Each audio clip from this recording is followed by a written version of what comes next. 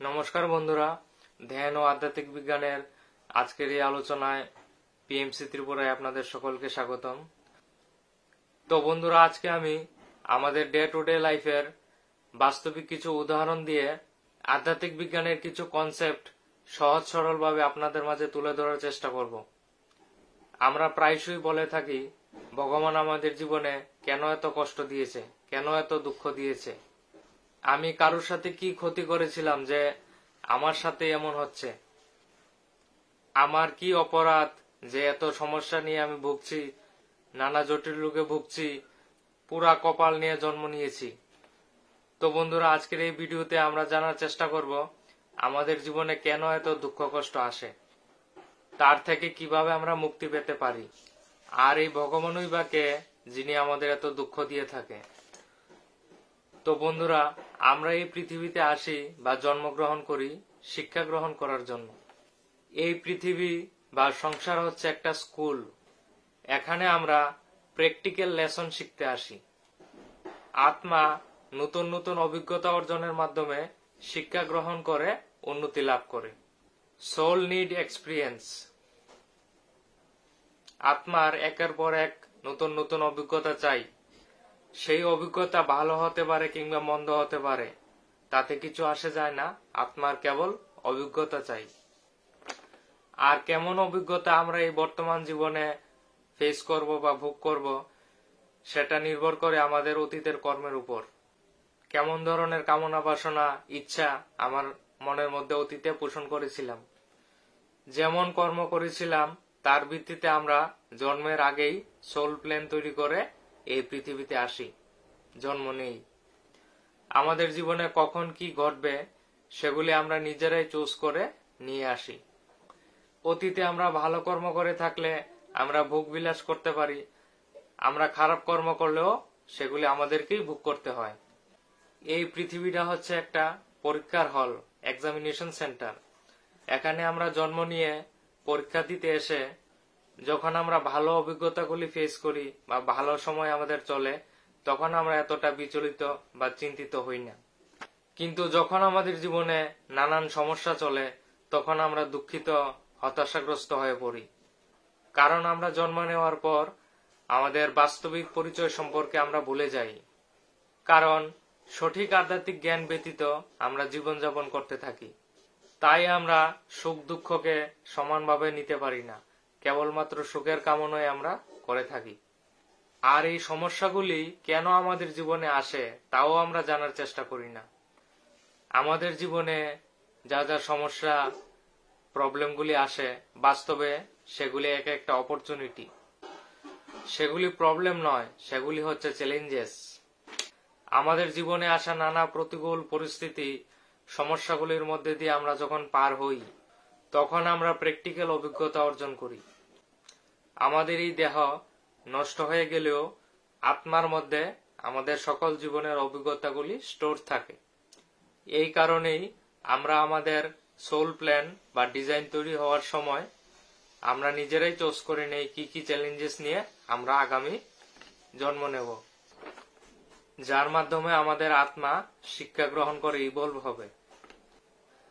আত্মার বিকাশের জন্য ভালো মন্দ সকল প্রকার অভিজ্ঞতাই চাই। তাছাড়া বন্ধুরা, সমস্যা ছাড়া জীবন ইসিজি মেশিনের ফ্ল্যাট রেখার মতো, যেমন মৃত লাশ, কোন রকমে কেবলমাত্র প্রাণ চলছে। জীবনে এক্সাইটমেন্ট না থাকলে সেটা রোবটের মতো হয়ে যাবে। তাই বন্ধুরা, আমাদের জীবনে ভালো মন্দ যেমন পরিস্থিতি আসুক না কেন, সবকটাকে আমাদের সমানভাবে নিতে হবে। পরিস্থিতিগুলি আমাদেরকে লেসন দিতে আসে, শিক্ষা দিতে আসে, প্র্যাকটিক্যাল অভিজ্ঞতা দিতে আসে। তাই জীবনে পরিস্থিতি যেমনই আসুক না কেন, তার জন্য কাউকে দোষ দিবেন না। পরিস্থিতিগুলিকে স্ট্রংলি ফেস করবেন, সেটাকে গ্রহণ করবেন, তার থেকে শিক্ষা গ্রহণ করবেন। আর যদি পরিস্থিতির জন্য আপনি কাউকে দোষ দেন, কমপ্লেন করেন, তাহলে আপনি সেই এক্সামে ফেল। সেই এক্সাম দেওয়ার জন্য আপনাকে পুনরায় জন্ম নিতে হয়। বন্ধুরা, মান মধুর, অপমান মধুর। জয় পরাজয়, লাভ ক্ষতি, জন্ম মৃত্যু, সুখ দুঃখ সবগুলোই মধুর। গান আসলে আমরা এই পরিস্থিতিগুলিকে সমানভাবে দেখতে পারবো, সমানভাবে নিতে পারবো। যতদিন আমরা এক একটা লেসন প্র্যাকটিক্যালি না শিখব, প্রত্যেকটায় পাস না করব, ততদিন আমাদেরকে জন্ম নিতেই হবে। আমাদের সমাজে প্রচলিত একটা কথা আছে, ভগবান যা করেন মঙ্গলের জন্য করেন, যা হয়েছে ভালোই হয়েছে। কিন্তু বাস্তবে যখন পরীক্ষার মুহূর্ত আসে, ধরুন আপনার পরিবারের কোনো সদস্য মারা গিয়েছে, কিংবা হঠাৎ আপনার চাকরি চলে গেল, কিংবা ভারী বাজারে অফিসে আপনাকে কেউ অপমান করে দিল, তখন কিন্তু আপনি সেই কথাটি ভুলে যান যে ভগবান যা করে মঙ্গলের জন্য করে। হয়তো আপনি এই গানটা অন্য কাউকে শুনিয়েও এসেছেন, কিন্তু যখন পরিস্থিতি নিজের উপর আসে, পরীক্ষার সঠিক সময়ে আপনি সবকিছু ভুলে যান। তখন আপনি ভগবানকে কিংবা আপনার ভাগ্যকে দোষারোপ করতে থাকেন, কিংবা আপনার এই পরিস্থিতির জন্য অন্য কাউকে দায়ী করার চেষ্টা করেন। আপনি নিজে সম্পূর্ণ নির্দোষ হতে চান। তো তখন আমরা সেই পরীক্ষাগুলিতে ফেল হয়ে যাই। সেগুলি ফেস করার জন্য পুনরায় আবার এমন সিচুয়েশন ক্রিয়েট হতে থাকে। গান আমরা প্রথমে নানান পুস্তকে কিংবা আধ্যাত্মিক শাস্ত্রে পড়ি। ধ্যান করলে সেগুলির সত্যতা আমরা দর্শন করতে পারি কিংবা জানতে পারি। কিন্তু সবচেয়ে গুরুত্বপূর্ণ বিষয় হচ্ছে ফাইনালি আমরা সেই গান ধারণ করে আমাদের জীবনযাপন করছি কিনা।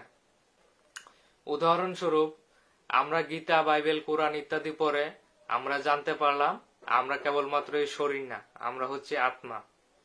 তারপর ধ্যান করেও আমরা আত্মদর্শন করতে পারলাম, নানা অনুভূতি নিতে পারলাম।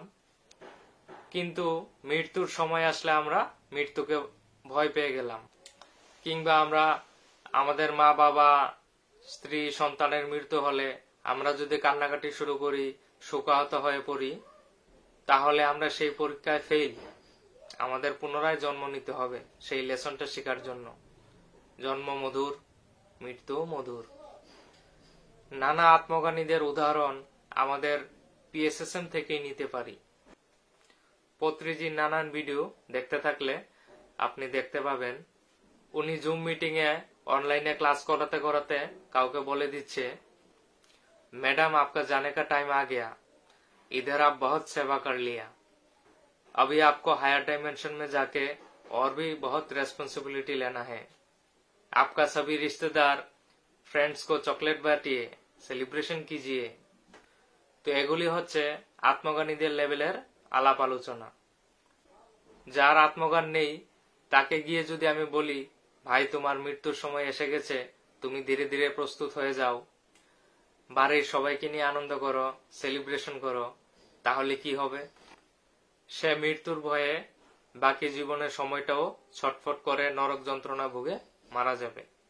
সে ভাবতে শুরু করবে মৃত্যুর পর তার ছেলে মেয়ের কি হবে, তার বিষয় সম্পত্তি কে দেখাশোনা করবে, নানান দুশ্চিন্তা, অ্যাটাচমেন্ট নিয়ে সে মরবে।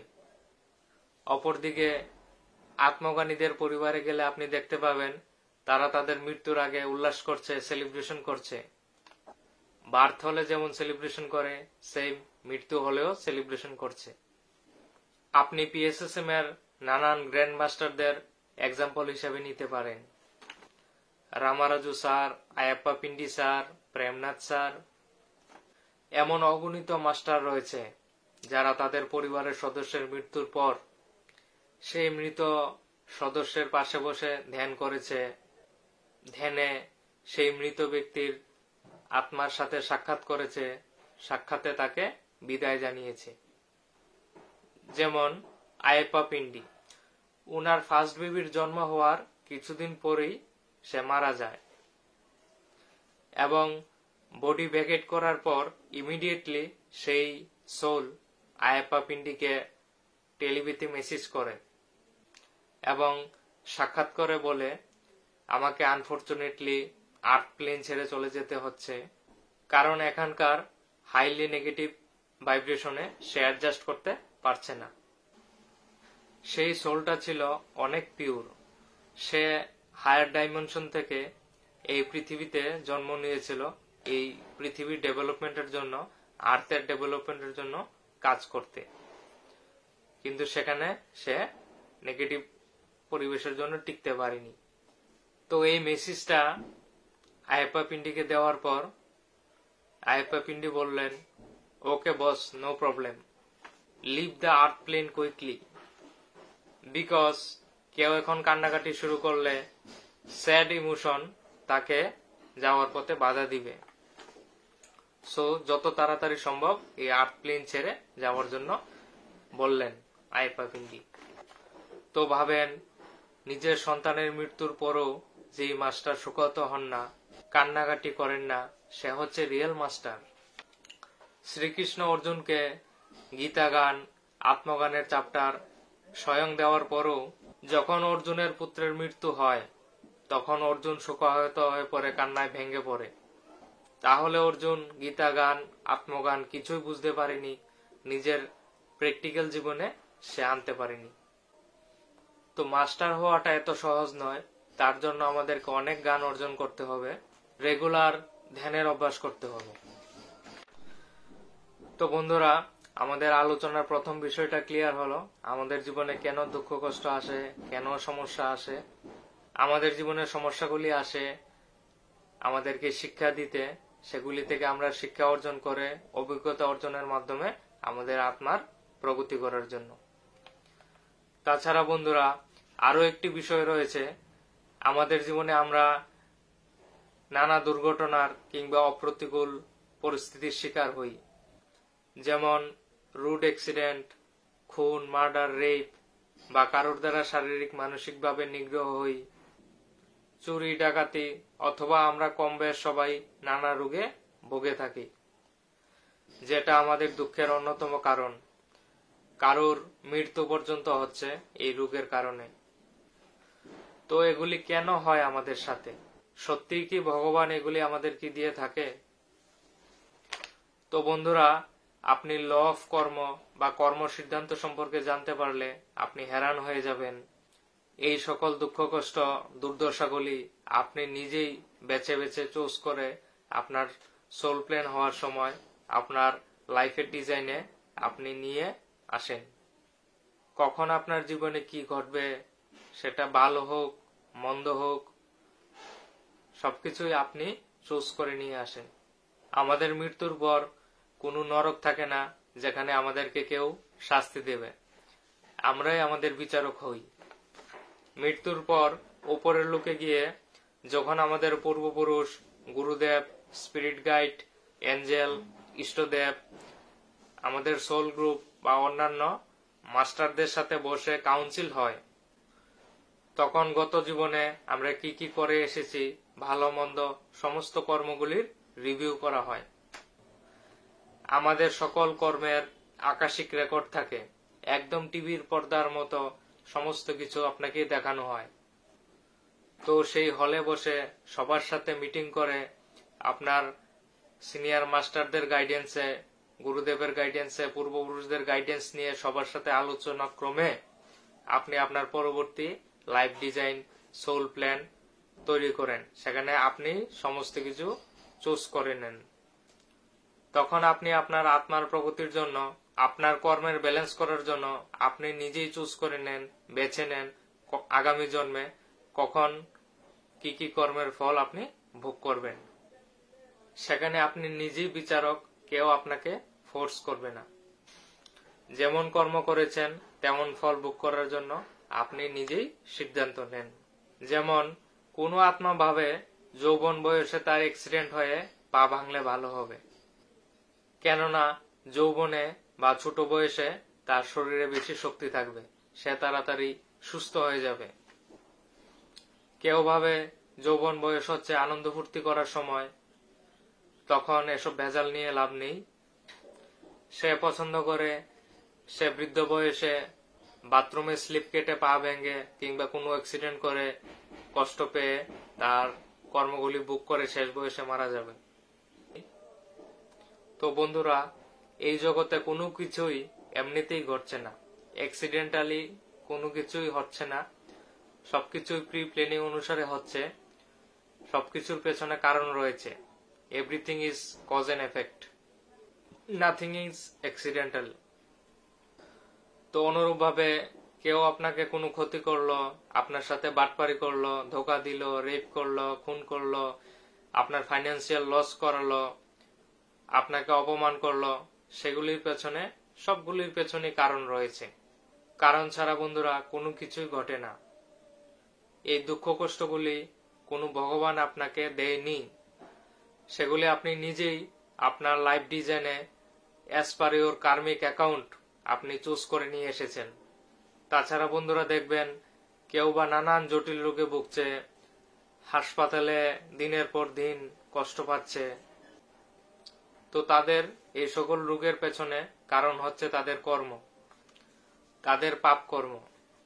সারা জীবন মাছ, মাংস, ডিম, আমিষ খাবার খেয়েছে, নিজের জিহ্বার স্বাদের জন্য জনমের পর জনম অগণিত পশু, পাখি, মাছ তাদের হত্যা করেছে। তো পাই পাই হিসাব হবে, ভোগ করতেই হবে। মেঘ ছাড়া যেমন বৃষ্টি হয় না, আগুন ছাড়া যেমন ধোঁয়া ওঠে না, ঠিক তেমনি পাপ কর্ম ছাড়া রোগ আসে না। আপনার শরীরে রোগ আছে মানেই আপনি অতীতে পাপ কর্ম করে এসেছেন কিংবা এখনো করছেন। তো বন্ধুরা, আমাদের জীবনকে রোগমুক্ত করতে হলে, দুঃখ কষ্ট থেকে পরিত্রাণ পেতে হলে, জীবনকে সৌভাগ্যশালী ও আনন্দময় করতে হলে আমাদেরকে সম্পূর্ণ শাকাহারী হতে হবে। তার পাশাপাশি প্রতিদিন আমাদেরকে ধ্যান করতে হবে, মেডিটেশন করতে হবে। ধ্যানের দ্বারা আমাদের সঞ্চিত সকল কর্ম গানের আগুনে পুড়ে ছাই হয়ে যায়। ধ্যান থেকে গান, গান থেকে মুক্তি। গীতায় লেখা আছে, গান অগ্নি দগ্ধ কর্মণং। Very simple. ধ্যান করলে আপনি দিব্য গান পাবেন, সেই গানের দ্বারা আপনি জীবনযাপন করলে আপনি আধ্যাত্মিক উন্নতি লাভ করে মুক্তি পাবেন। আমাদেরকে শারীরিক ও মানসিকভাবে সুস্থ থাকার জন্য এবং আধ্যাত্মিক উন্নতি করার জন্য কেবলমাত্র কয়েকটা জিনিস আপনার ব্যস্ততম জীবনের পাশাপাশি ডে টু ডে লাইফে আমাদের কিছুটা সময় দিয়ে সেগুলির দিকে লক্ষ্য রাখতে হবে। প্রথমত সম্পূর্ণ শাকাহারী হতে হবে। দ্বিতীয়ত প্রতিদিন নির্দিষ্ট একটা সময় অন্তত আপনাকে ধ্যান করতে হবে। তৃতীয়ত কিছু আধ্যাত্মিক পুস্তক পড়ার চেষ্টা করবেন। চতুর্থ সম্ভব হলে ধ্যানের প্রচার প্রসার করবেন। Very simple. ধ্যানের মাধ্যমে আপনি সম্পূর্ণ নিজেকে রোগমুক্ত করতে পারেন, শারীরিক ও মানসিকভাবে সম্পূর্ণ সুস্থ থাকতে পারেন। কোনো ওষুধ, কোনো মেডিসিনেরও প্রয়োজন পড়ে না। এবং আধ্যাত্মিকভাবে উন্নতি লাভ করার জন্য একটাই পথ, সেটা হচ্ছে ধ্যান। অন্যথায় আপনি যেভাবে অজ্ঞানতার জীবন কাটাচ্ছেন, পশুর স্তরে জীবন কাটাচ্ছেন, সেইভাবে আপনি যদি চালিয়ে যেতে থাকেন তাহলে আপনার কর্ম অনুসারে আপনাকে ভোগ করতে হবে। যেমন কর্ম তেমন ফল, এটা হচ্ছে ইউনিভার্সাল ল, কর্ম সিদ্ধান্ত। আপনি অন্যের সাথে যেমন করবেন, ইন রিটার্ন আপনি তেমন পাবেন, তার চেয়ে আরো বেশি পেতে পারেন। তো আপনি একদিকে অজ্ঞানতার জীবন কাটালেন, হিংসা করলেন, বিদ্বেষ রাখলেন মনের মধ্যে, অন্যের ক্ষতি করার চেষ্টা করলেন, নানান অসামাজিক কাজ করলেন, আর অপরদিকে বাড়িতে বসে পূজা পাঠ করলেন, উৎসব করলেন, কোনো আশ্রমে প্রসাদ বিতরণ করলেন, তাতে কিছুই হবে না। কোনো ভগবান আপনাকে সাহায্য করতে পারবে না। বিষয়টি যদি আরো ক্লিয়ার করে বলি, আপনার অতীতের কর্মই হচ্ছে আপনার ভগবান। আপনার অতীতের কর্ম অনুসারে আপনার বর্তমান জীবন তৈরি হচ্ছে, সৃষ্টি হচ্ছে। আর বর্তমান জীবনের কর্ম অনুসারে আপনার ভবিষ্যৎ নির্মাণ হবে। You are the creator of your own reality. এখানে কেউ ভগবান নেই, আপনি নিজেই ভগবান। The actual concept is PKPL, past karma from past life. So here PKPL is God. আপনার অতীতের কর্মই হচ্ছে আপনার ভগবান। সুতরাং খুব সাবধানে সতর্ক হয়ে কর্ম করবেন। আপনার কর্মের দ্বারা কারোর যেন ক্ষতি না হয়, কেউ যেন দুঃখিত না হয়, হিংসার সৃষ্টি না হয়। সকলের মঙ্গল করার চেষ্টা করুন। নিজেকে সুস্থ রাখুন। সবাইকে অসংখ্য ধন্যবাদ।